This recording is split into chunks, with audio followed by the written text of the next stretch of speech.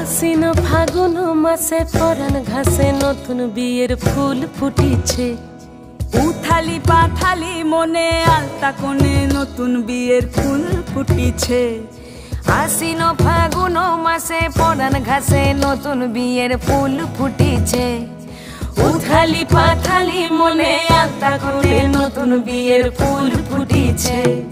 হেই হো পিয়ালি রে, হেই হো দুলালি রে, হেই হো পিয়ালি রে, হেই হো দুলালি রে। আশ্বিন ফাগুন মাসে পরাণ ঘাসে নতুন বিয়ের ফুল ফুটিছে।